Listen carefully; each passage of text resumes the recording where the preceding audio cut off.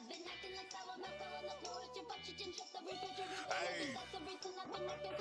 Why this beat so See, I really crazy? been out on the mission to keep all this paper we had to still come in and flip it. Started out robbing Batman with the geeches. When that shit didn't work, talk to pop about the chicken. All of them talking my badass still ain't listen, was living, but taught me the ways of that kitchen. Don't need me a pot, I can microwave with it. I bang the high seat just like a Christian. Went from that city to the spot, now we living. Still running their mouth, they gon' die about the mention. They bitches and most of them not from the trench. Come to my block, come and see how we living. We chillin' with blocks and I got extensions. Moved to the north cause I seen they was winning. Go ask about it, got a spot, had it spinning. I went from ballin' to clutching the center. Was robbing, he don't give it up, then we kill him. One-legged partner, 5K, he a killer. Came back from the dead, bitch, I'm feeling like Thriller. I asked her hoe, bitch, she know I'm that nigga. She came through the circle, just know she was feeling. She'll swallow it out for a pill and some liquor. Having our way, could retire a strip, but instead by the BBL, got the bitch thicker. A fuck nigga play, he getting found in the river. Her diamonds froze, they so cold, made me shit. I been pouring up.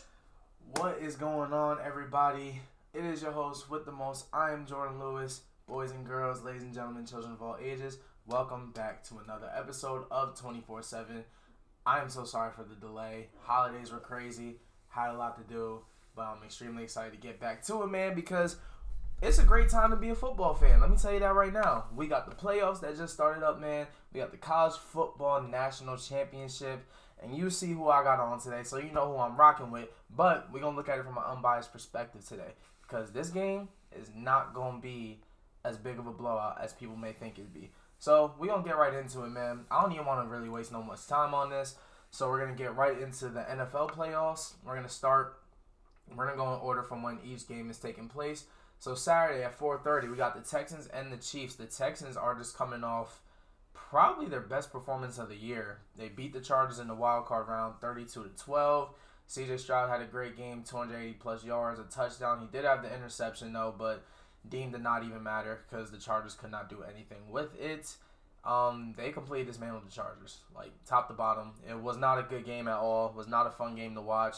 It was very turnover heavy to start off, and then at least the Texans started dialing in, but Justin Herbert, definitely not a good game. And you know, a lot of those people that are starting to say that he's over. There's a lot of people that are starting to say he's overrated, and I'm a huge Justin Herbert fan, so you know I kind of need him to get it together just a little bit. But overall, the Texans look great. Defense balled to the wall. I honestly picked the Chargers to win that game.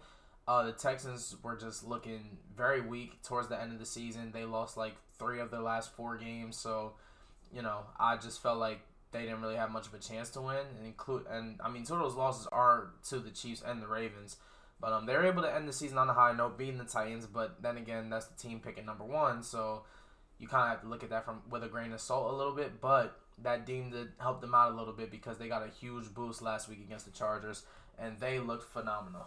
So Texans Chiefs are coming off the bye, the number 1 seed taking on the Texans, the number 4 seed.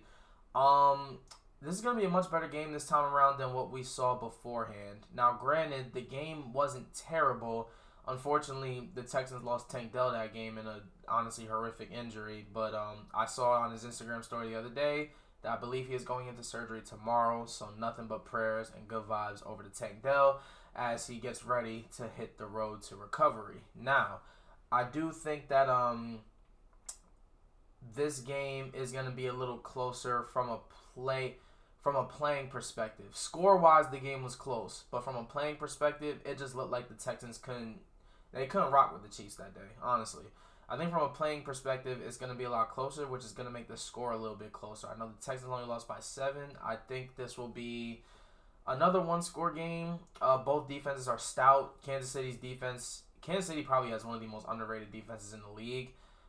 People really overlook their defense, obviously because of who's on offense, but you know, especially the past 2 years with Pat not looking like, you know, Superman during the regular season, defense really stepped up, man. Defense really stepped up and did what they had to do. And I mean, Chiefs defense, they've been rocking all freaking year, man. They look scary, and I think this game is going to be a matter of which offense can figure it out against the other team's defense. If I'm not mistaken, this is actually the second year in a row that we have the same AFC divisional teams from last year. The final 4 were the same: Texans, Chiefs, Bills, and Ravens. They're just paired up a little differently this time around. Oh, excuse me. But the last time the Chiefs played the Texans in the playoffs, it was an absolute. I mean, you want to talk about comeback? The Chiefs were down 24-0. This was back in January of 2020, before the Chiefs won their first Super Bowl, the first of 3, and as they look for the first ever 3-peat and 4, this was really the catalyst of it all. So the Chiefs were coming off a bye week. I believe they were also the number 1 seed at that time, and the Texans were the 4. So the Chiefs played the Texans in the divisional round that year, and the Chiefs went down 24-0. Deshaun Watson had the Texans. Deshaun Watson had them boys rocking, man. They looked like they were gonna blow the Chiefs out the water, and then sure enough, here come Andy, here come Pat, here come Travis, here come, I believe Sammy Watkins was on that team. So here come all these guys. Here come Tyreek, and sure enough, that 24-0 hole that they were in turns into 31-24 or 28-24, excuse me, before halftime, and then the Chiefs end up winning 51-31. It was one of the most ridiculous things any of us have ever really seen in our lives. But you honestly, at this point, you kind of expect that from Kansas City. When they get to the playoffs, they completely flip a switch. I don't know what switch they flip, but they flip it every single year. And every single year, they either get one game away from the Super Bowl or into the Super Bowl. Whether they win or lose, I don't know. They've lost the Super Bowl, but they have also won 3. So, and Mahomes, I also saw this graphic on Instagram. Pat's never lost in the divisional round. I believe he's 6-0, and he has like 1,200 yards, 15 touchdowns, no picks, like something outrageous. So Mahomes is basically flawless in the divisional round throughout his career, and honestly, I expect more of the same this time around. It's not gonna be a dominant performance by the Chiefs. I think the Texans will keep it close, but ultimately, it's the divisional round in Kansas City. They're not losing in Kansas City. Not if it's not the AFC Championship, they're not losing. So if I look at my score prediction, I have the Chiefs winning this game. I have them winning 27-23. That is what I think the final score will be. I think the Chiefs get a late touchdown to go ahead, and I think CJ has one more opportunity to get the job done, but I believe he falls a little short. So I think the Chiefs walk out of this one, and they will be hosting a 7th straight AFC Championship game, which is absolutely ridiculous. But I mean, no, they'll be in their 7th or 8th AFC. They'll be in their 7th or 8th straight AFC Championship game. The streak got broken last year because Baltimore was the 1 seed, and they had to go to Baltimore, and that didn't change the result. So, yeah, I got Kansas City winning this game 27-23. I think it's a great game. I think it's a back-and-forth game, but ultimately, when it comes down to it, Pat gets the ball. He scores a touchdown because he has the ball last, and he doesn't leave CJ enough time to go down there and try to make something happen. So, that's how I think that game is going to go. The Chiefs will move on to however many straight AFC Championship games they have. I'm pretty sure it's 7, or I want to say it's 7. All right, so moving on to our next game, our Saturday night game will be in Detroit. We got the Detroit Lions versus the Washington Commanders. The Commanders are coming off the best game of Wild Card Weekend, which I thought it would be. The Commanders beat the Buccaneers 23-20 in the last round. That boy Jaden Daniels, man. Jaden Daniels is for real. Jaden Daniels is a special quarterback, very Lamar Jackson-esque, and I think if you watched him throughout his time in college when he was at Arizona State and at LSU as well, you can kind of see the resemblance that he has with number 8 over in Baltimore. I mean, he's a playmaker. A play is never dead while he has the ball, and I just feel like every time he has the ball, something, like, you just hold your breath because you feel like something magical is going to happen. And in this rookie year, I personally think his rookie year has been better than what we saw from CJ last year. And that's a very high bar because what CJ did last year was ridiculous. But I think Jaden's just more dynamic in a sense because he utilizes that run. And back to the Texans real quick, CJ was moving on some of those runs he had against LA. So I don't know why the Texans, even Ohio State, I don't know why they never allow CJ to use his legs. He probably doesn't want to use them too much, but at the same time, if the lane is there, go. I mean, when he took flight, I was like, yo, I forgot how fast CJ really is. Like, CJ can move. But back to the game at hand. So, yeah, Jaden's very dynamic. I think his rookie year is up there with some of the best ever. Obviously, he went to the playoffs, won a playoff game. But not just any playoff game. He won a road playoff game, which only 5 quarterbacks before him have done. And those quarterbacks include Ben Roethlisberger and Mark Sanchez, actually. And so that's a huge accomplishment for a kid who, you know, a lot of people kind of saw him as second fiddle to maybe not Caleb Williams, but Drake May. You know, a lot of people, Caleb was a very polarizing quarterback coming out, but y'all can't make me hate Caleb Williams, man. And if y'all actually watch the games like I did, if y'all actually watch the Bears play, Caleb gonna be alright. Y'all just gotta give him some time. Y'all gotta give Chicago time to figure it out. Hopefully they can. But Caleb will be alright. And he didn't turn the ball over. Like, he rarely turned the ball over, especially in regards to interceptions. But so I think Washington makes it interesting, and I think they make it interesting because of the fact that Jaden is so dynamic with his legs. I think they have to utilize his legs a little more, get him out in space, get him out in the open, allow him to make plays on the move, and try to just move Detroit's defense around. There's still a lot of guys that are banged up that aren't in there. They're down a couple people in the secondary. Obviously, Alex Anzalone came back last week, or 2 weeks ago for their Week 18 matchup against the Vikings, and he looked good. Definitely, shoulders still definitely bothering him a little bit, but I think this week off kind of helped him out a little bit. You know, week off can only help. You know, it won't hurt. So I definitely feel like he's going to be a huge difference maker in the game for Detroit. But at the end of the day, I mean, Washington, you got to stop that runaway locomotive train that is Detroit's offense, who is now going to be at full strength because David Montgomery is coming back.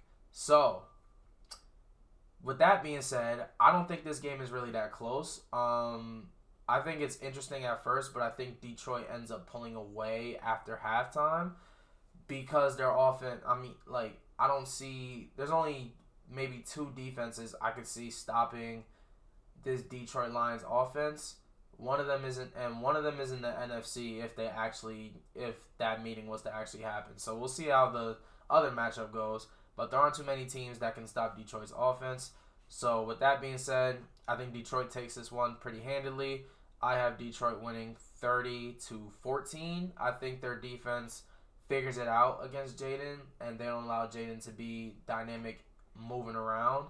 But this is a Detroit Lions team that lost an NFC Championship last year, and anything less than a Super Bowl appearance for them is deemed as a failure. So I think you're going to get not just the explosive, high-powered Detroit Lions offense. I think you're going to get a pissed-off Detroit Lions offense because they know how close they were last year to getting it, and the fact that they couldn't put up any points in the second half against San Fran last year, I know that Dan Campbell has sent them a message. We all know how Dan Campbell is. Dan Campbell is he's very XO-oriented, but his main thing is tapping into your emotions. And I know for a fact that that score is posted somewhere in that facility. I don't know where it is, the weight room, the locker room. I don't know where it is, but that score from the NFC Championship game, that the halftime score and the final score is posted somewhere side by side in that facility because Dan Campbell said, I got to get my guys going for this playoff run.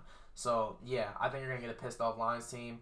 30-14, I think the Lions take care of business, move on to their second straight NFC Championship game, which, if they were to win, they'll be hosting. And I don't know if they've ever hosted an NFC Championship game. I'm going to have to fact check that. But that would be a pretty cool experience for all of Detroit and those fans who have been through so much.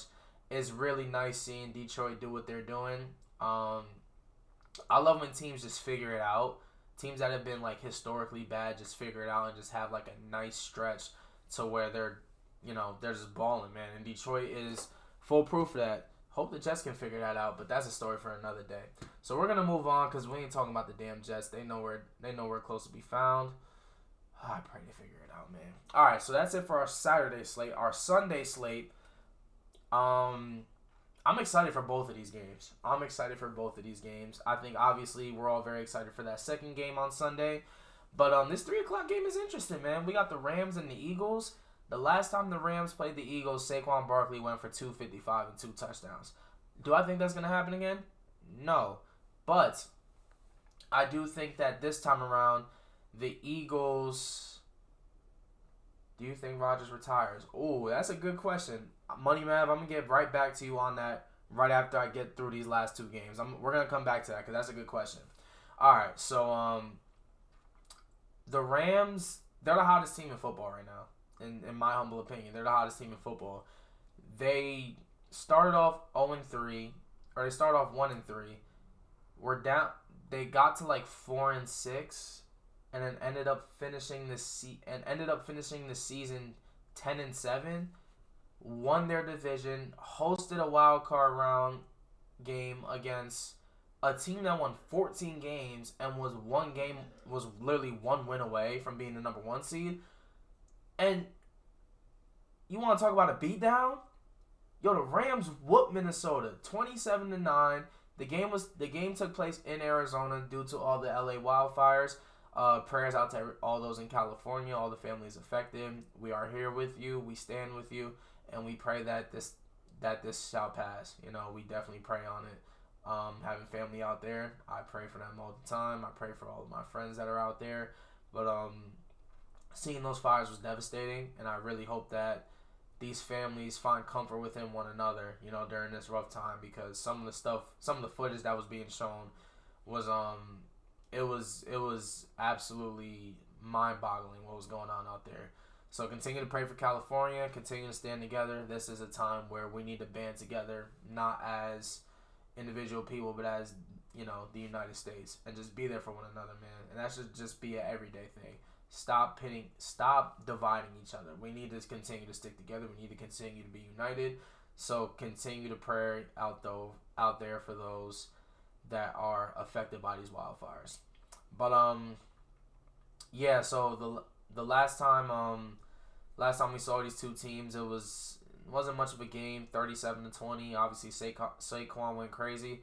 But after the way the Rams just beat down the Vikings last night, I'm kind of looking at this game a little differently.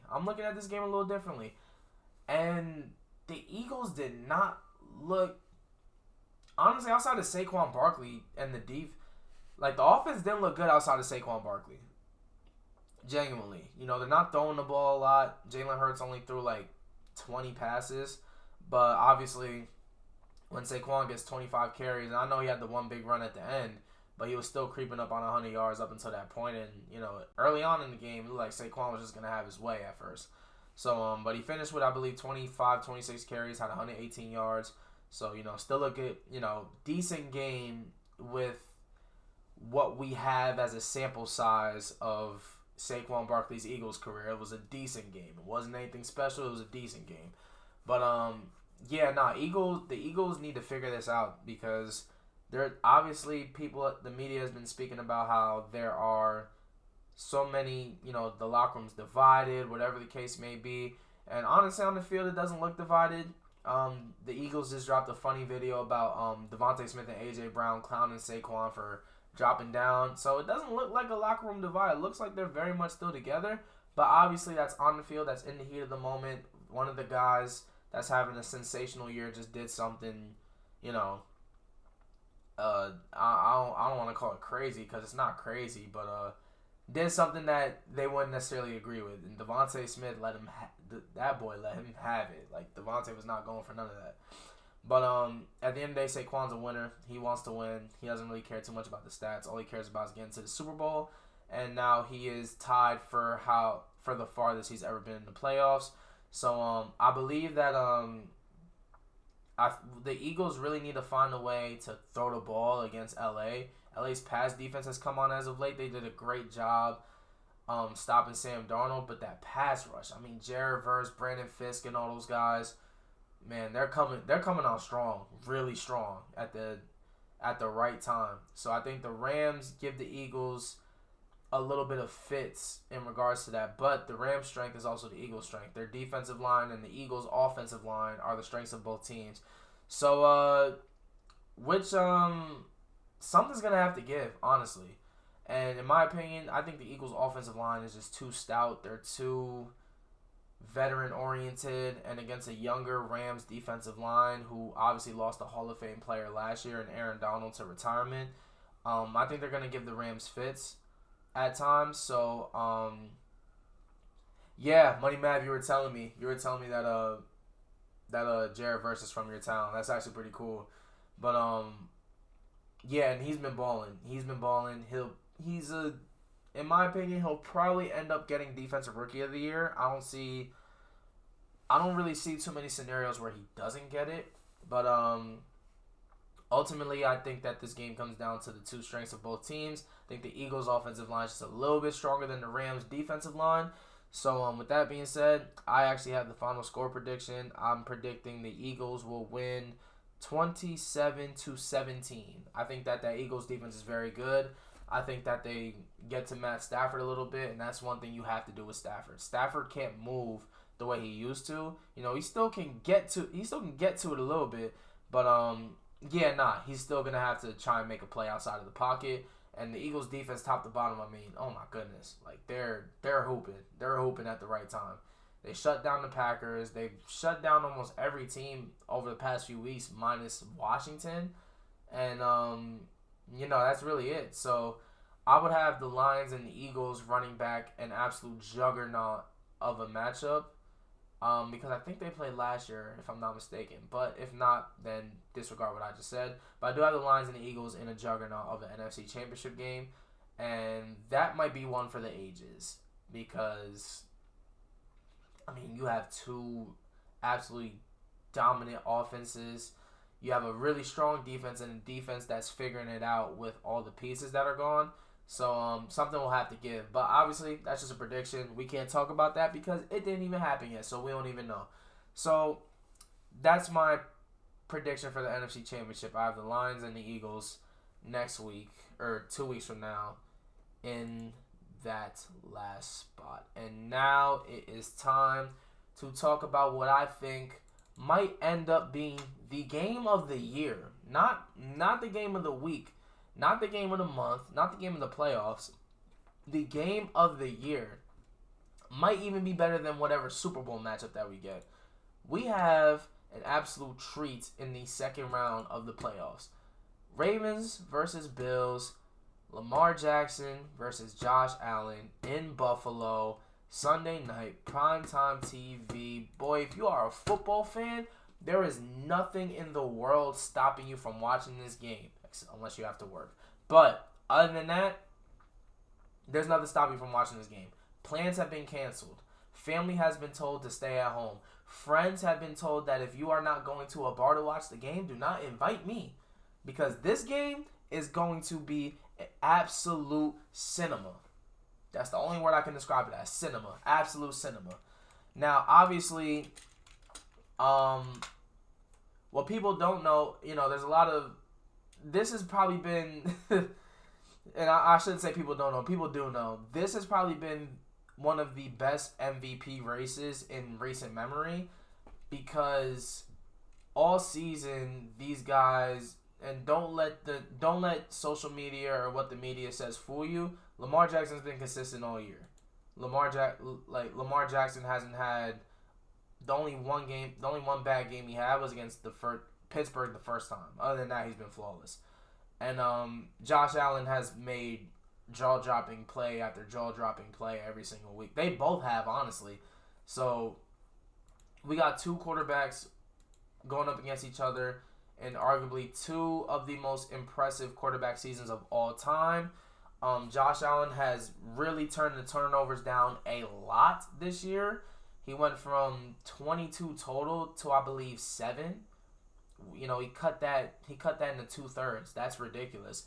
And then Lamar Jackson has cut the turnover. I don't think he had that many to begin with, but he has a touchdown interception ratio of 41-4. So for every 10 touchdowns that man throws, he'll throw a pick. That's crazy. That's like Aaron Rodgers-esque in his prime. If you saw Aaron Rodgers in his prime, like early 2010s, and that late little MVP push he had in like 2020, 2021, then you know exactly what I'm talking about. And that has been Lamar Jackson. And you throw in the fact that this dude runs a 4.3 40 and can outrun anybody on the defense. Yeah, it's been a ridiculous year. He had 5,000 total yards, 45 touchdowns, and 8 turnovers. He fumbled the ball 4 times. He lost the ball 4 times. He fumbled 6 times, lost it 4 times. So he has 8 turnovers altogether. So, with that being said, I'll also get my MVP prediction while I'm at it. So I think that this game is going to be much better this time around because the Bills got back a key piece on defense in Matt Milano. Now, I don't think Matt Milano is a top tier linebacker in the NFL. I don't think he's a top tier linebacker in the NFL. I'd say he's probably a tier below top tier. So he's still pretty he's a damn good football player. And every time you watch a Bills game and he's playing, he's always near the ball every single time. So getting that piece back will help, especially when you have to stop the juggernaut that is the Ravens' run game with one of the best running backs of all time and, dare I say, the best scrambling quarterback of all time. So to get a key piece back like that during this game where he wasn't there during the regular season, that's key. Now, granted, the Ravens did win 35-10. Matt Milano probably doesn't take off 20 of those points, 21 of those points by himself. But he does make the game that much more interesting because he's not afraid to fill a gap and go toe-to-toe with Derrick Henry. And I think that's the thing that people need to understand. In regards to linebacker, if you want to stop Derrick Henry, you better have linebackers that want to come up and actually hit. But now the thing is, can you shed the block? I think Matt Milano is a guy that can easily shed the block. But he's not going to be able to make every single... You're not going to tackle Derrick Henry every time you get a hand on him. That's just not going to happen. I've never seen one player completely dismantle Derrick Henry for a full game. You're going to miss a tackle at least once or twice on him per game. Now, if you miss that tackle, is that tackle detrimental to where he stiff arms you and he goes for a touchdown? Or is there somebody else right there next to you that's probably going to get him? I don't know. But if you miss and he has a full head of steam and he runs past everybody else, yeah, you might as well just let him go. You might as well let him go to the end zone. Now, on top of that, you have to worry about Lamar Jackson. So, the Ravens' offense is clicking at the right time. I actually just saw that they might not be with Zay Flowers. I believe he's getting ruled to doubtful, so more than likely he'll be out. And it stinks because, for one, I thought that the hit he got was a little bit late. It wasn't malicious, though, so they weren't going to throw a flag on it. But Zay was already falling to the ground, and then the Browns player kind of just fell on his leg. And because of that, Zay's probably going to miss, he's going to miss probably 2 weeks. And if the Ravens were to win on Sunday, maybe he'll be back for a championship game, more than likely against the Chiefs. But, losing that key piece is tough, but the Ravens showed that they could do it without him. Rashad Bateman caught a touchdown. Isaiah Likely looks like one of the best young tight ends in the NFL right now. Mark Andrews is back to playing like Mark Andrews. And, Anthony Miller. We had an Anthony Miller sighting in the Baltimore game. For those that don't know Anthony Miller, he was a college wide receiver. He played at Memphis and got drafted by the Bears. But when he was at Memphis, bro, I thought this dude was going to be the next Antonio Brown. I swear. Same size, same play style. I was like, yo, this dude can go. Now, unfortunately, it didn't work out in Chicago, and for whatever reason, he just hasn't found success in the league. But I'm a huge Anthony Miller fan. If you need him to make a catch or 2 or 3, he'll be able to do that for you.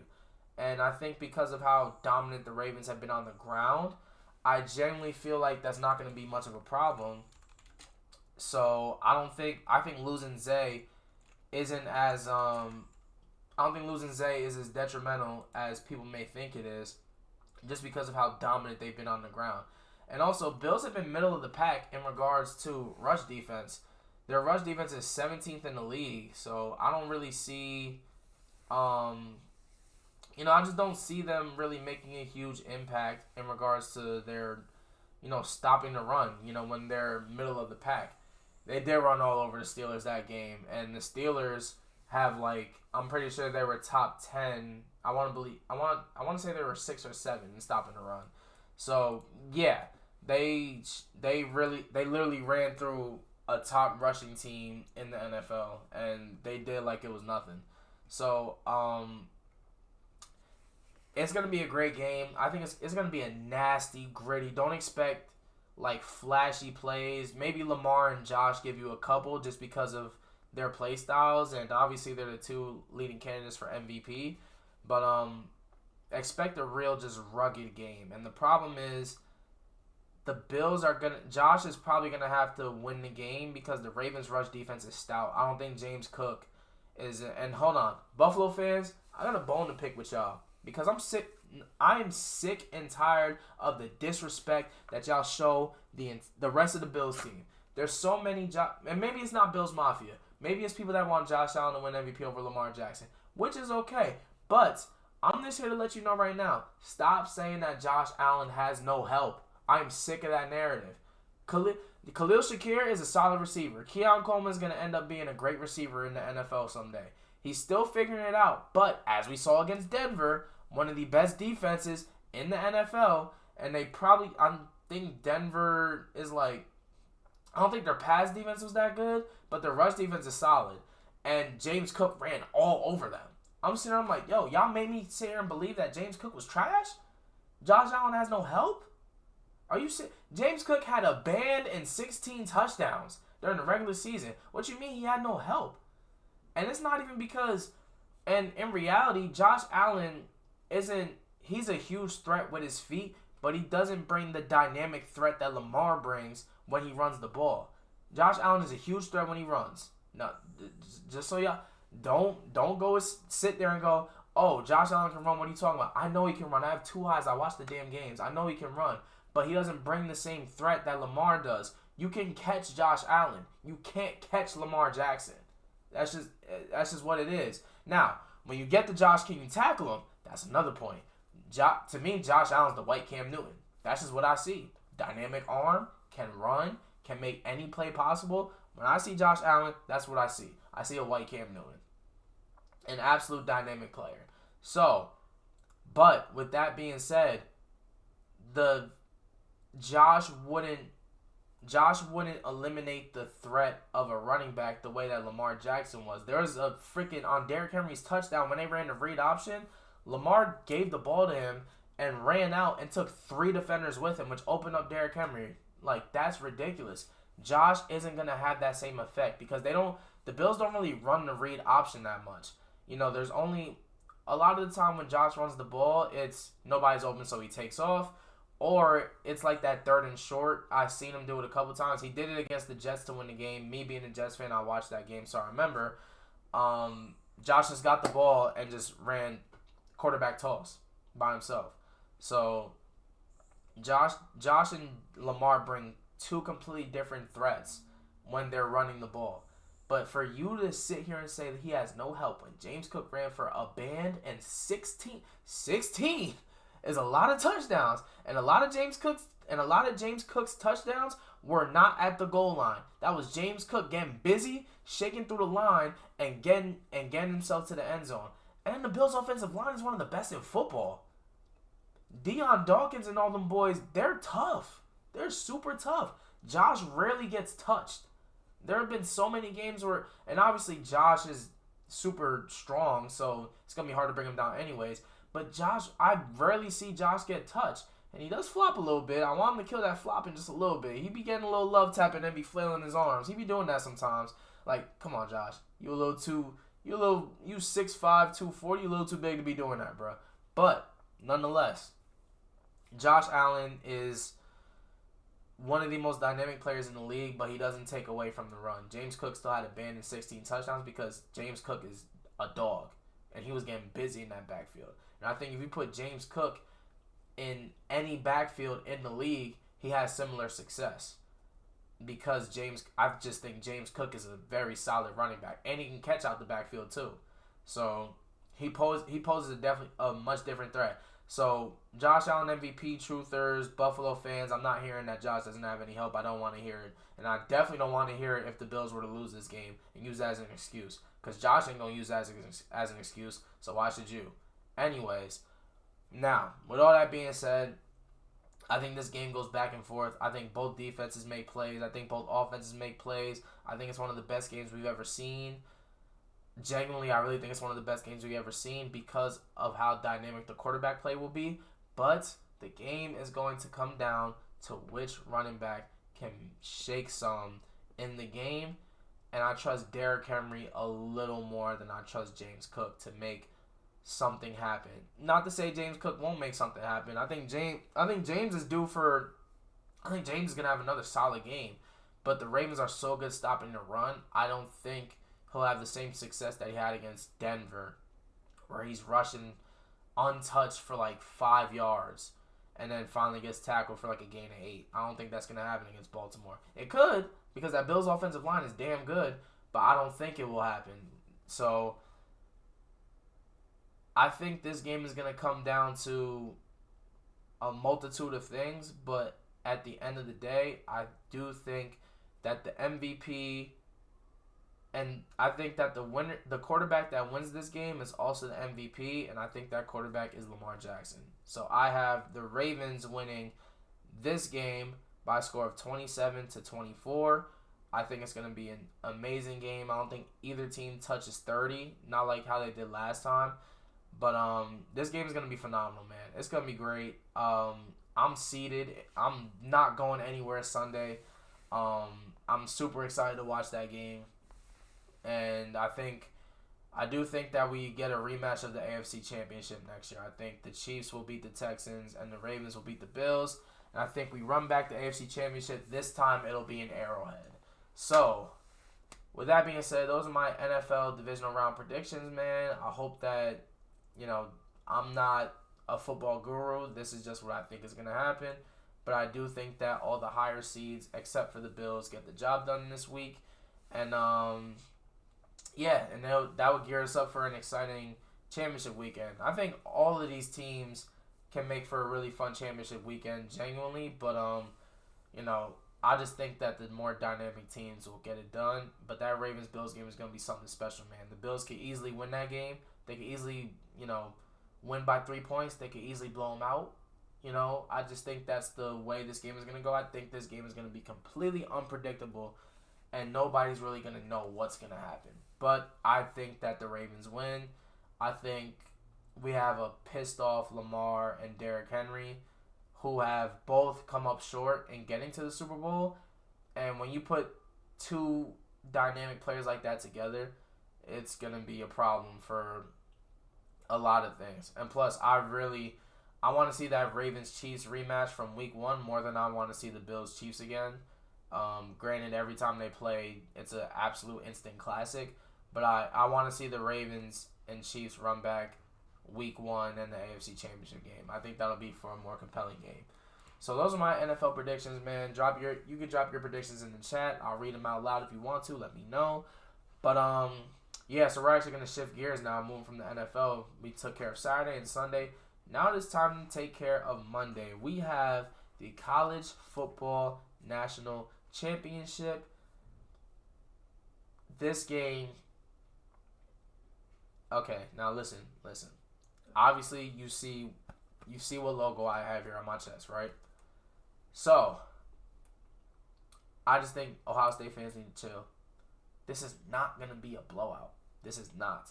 This is a much different Notre Dame team, obviously, that they played a year ago.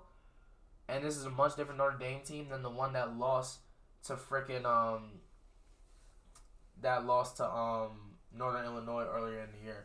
I think AFC chip Baltimore versus Kansas City, NFC chip Lions versus Eagles. Okay, yeah, so same thing as me, Money Mav. That's a solid prediction. Honestly, any prediction for this week is solid because I feel like every team has a chance to win. Yes, including the Texans, including the Commanders. I think every team has a chance to win this week.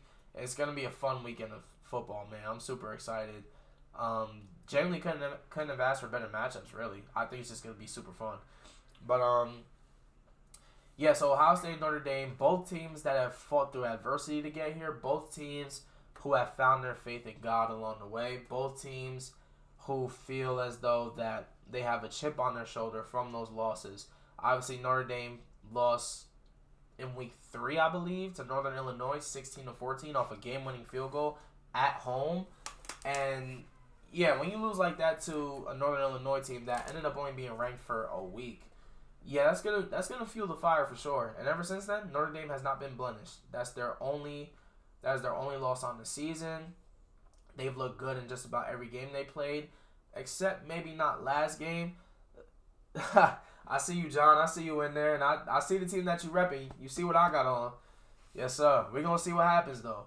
But yeah, Notre Dame has made they've made huge strides with getting here. They run a run-heavy offense between Riley Leonard and Jeremiah Love. Jeremiah Love is an absolute demon on the football field. I definitely feel like there's so many. Notre Dame just is, for me, they're very one-dimensional. Riley Leonard got it done last week because they utilized the run so much that Marcus Freeman allowed Riley to pass, and obviously the receiver ended up getting wide open off of a nice little double move on a wheel route. Caught the ball, had a nice little stop, and scooted his way into the end zone.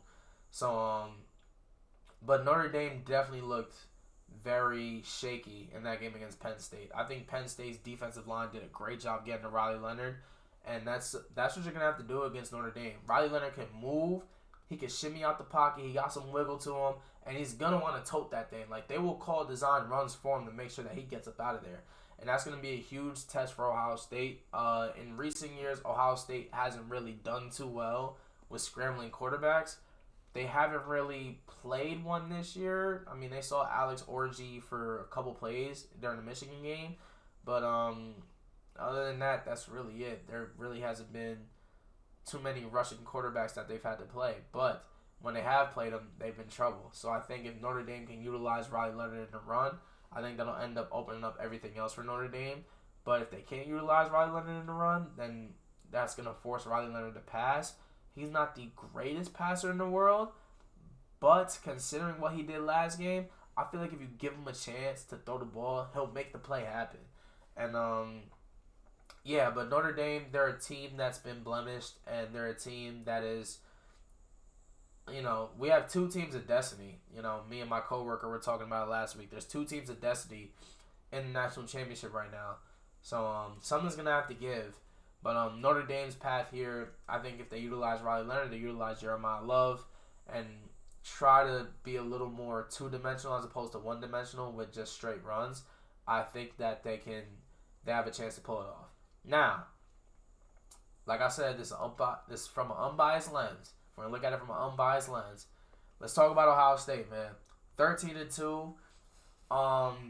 Losses this year to Oregon, which they were able to reconcile that loss, and a loss to them boys up north. I don't say their name either. But, yeah, and honestly, that loss probably was the greatest thing that could have happened to this team, because you've seen an absolute pissed off Ohio State team over the course of the past month, and it has been so much fun to watch these boys play football. It's been a lot of fun.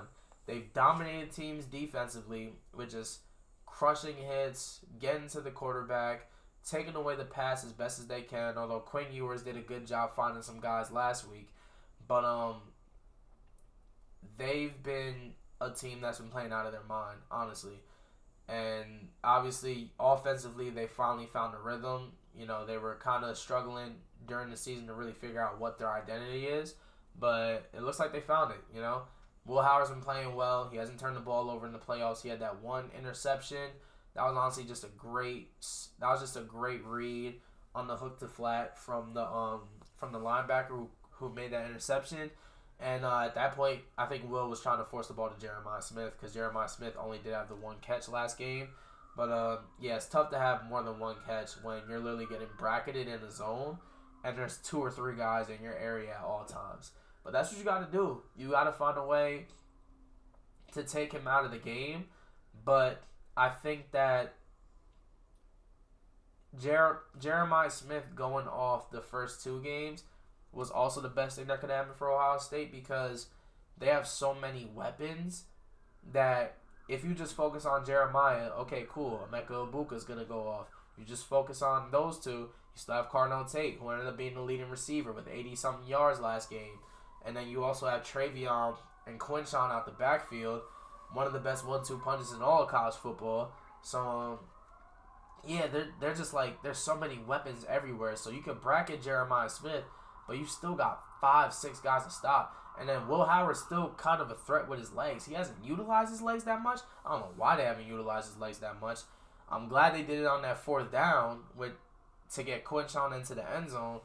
But, man, that boy could move. And that's what he did well at Kansas State.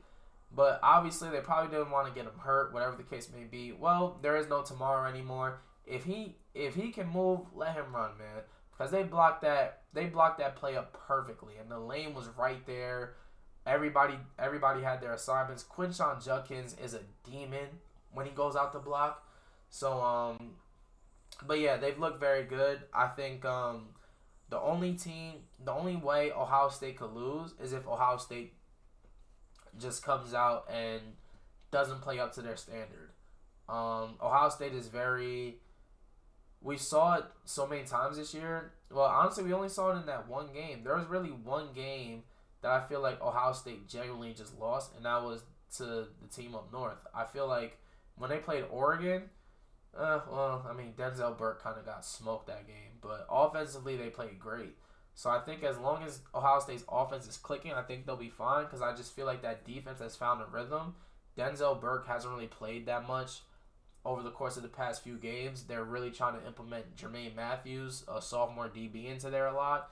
And Jermaine Matthews, outside of that one PI penalty that I didn't really think was PI because it was within 5 yards, so I felt like he was okay with getting a little handsy at the line of scrimmage. I think that was against Matthew Bolden. I think it was against Bolden.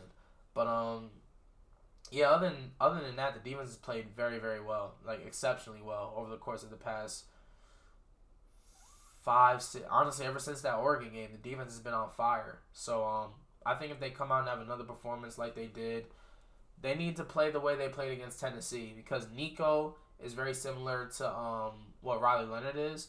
He's not going to wow you with the pass, although I feel like Nico's a better passer than Riley Leonard is. But defensively, Ohio State was just getting to him. Just get to him. Get to Riley Leonard. Throw as much at him as possible.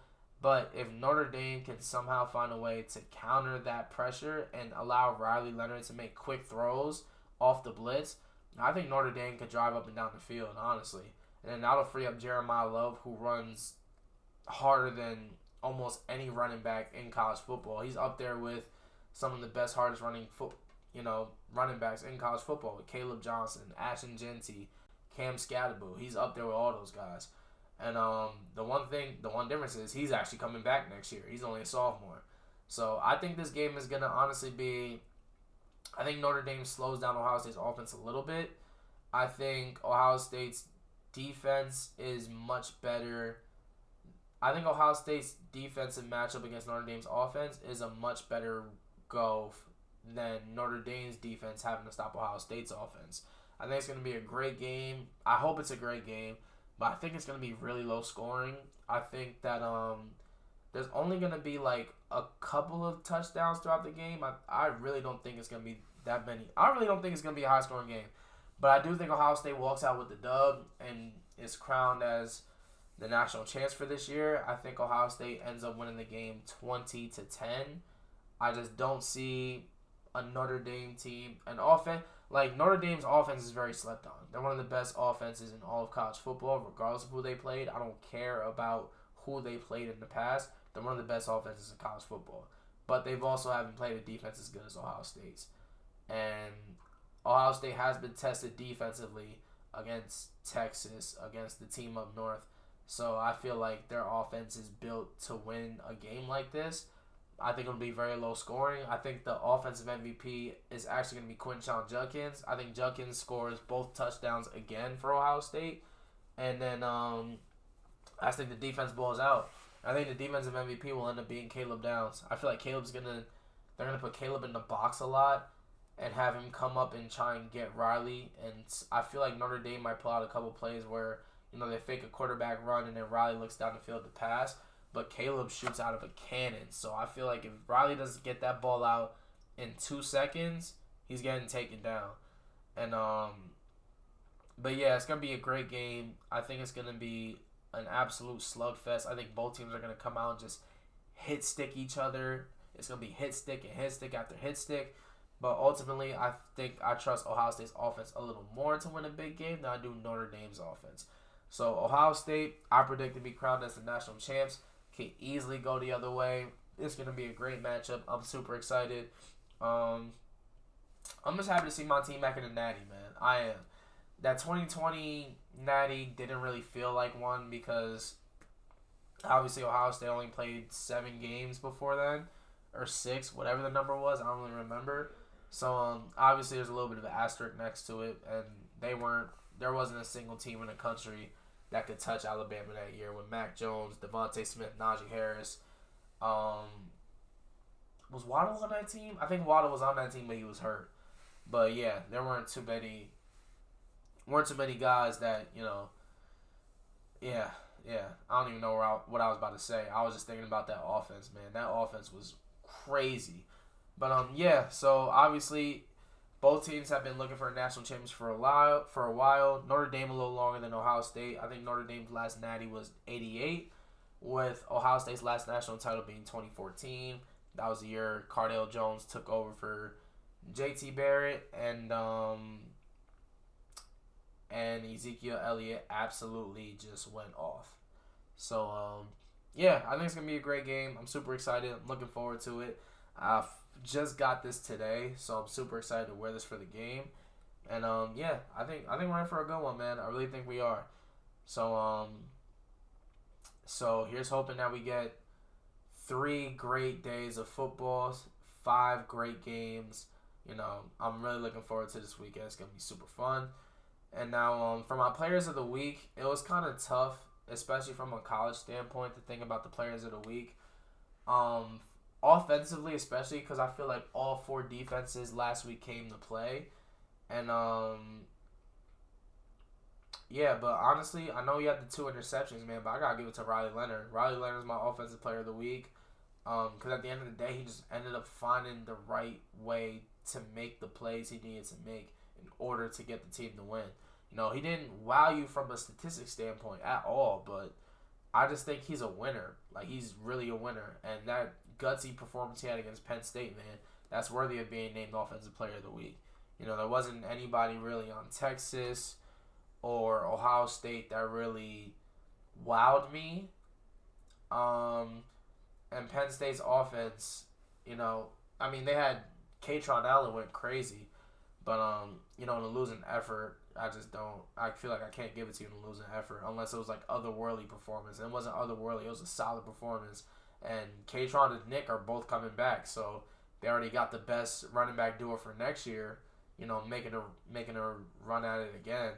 And I believe Drew Aller's going back too. And Drew Aller, I know there's a lot of people saying he would have been drafted early. He needs the extra year. He does. He's good against everybody else, but when it comes to the big time games, he gets a little rattled. He makes the wrong plays. He's not very decisive, and we saw that. We saw that in the semifinal. There's no reason to ever throw a ball across the middle of the field. I know that there was somebody getting into your face, but honestly, at that point, you should have just took the sack and just went into overtime. Don't force the ball with 50 seconds left over the middle of the field to a slant that's clearly covered. So, he definitely needs a lot of work. I don't agree with anybody that says he's a first or second rounder. I would find him in the late rounds, honestly. But, the potential is definitely there. He's a big dude. He's like 6'4", 6'5". He's got a pretty good arm. So now it's just a matter of working the intangibles, working on the accuracy, bruh. And, if he can figure that out, he'll be all right. But he didn't impress me this year. I can't sit here and look at y'all in the face and say I think Drew Aller would be quarterback 2 or quarterback 3 in this draft. I don't even think he'd be quarterback 5 in this draft, genuinely. But we'll see what happens next year. Word broke out today or yesterday, I believe, that more than likely he's coming back. He hasn't said anything about it yet, but sources close said that's what's going to happen. So we just got to wait on Drew's word and see what he says. But, yeah, so Offensive Player of the Week, Riley Leonard. Defensive Player of the Week, I had to do a co-Defensive Player of the Week because both guys dominated. From Penn State, Abdul Carter. I hope the Jets take him. He's different. And he was playing with one arm because he couldn't do anything with his right arm. And he was still getting by the right tackle of Notre Dame so easily. Like, so easily. It looked effortless the way he got by. So, easily. He's one of my co-defensive players of the week. And then, Jack Sawyer, I mean, he made the play he had to make.